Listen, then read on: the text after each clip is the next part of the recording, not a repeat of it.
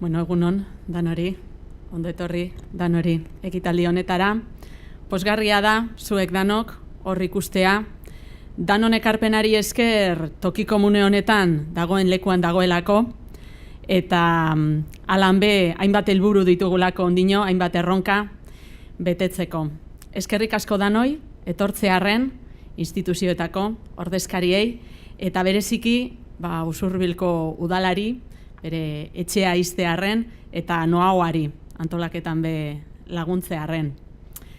Ez da berria, esaten badizuet, hemen zaudeten hoi, kazetaritza etengabeko aldaketa prozesu baten dagoela, eta horretarako tokikom pieza garrantzitsua dela guretzat.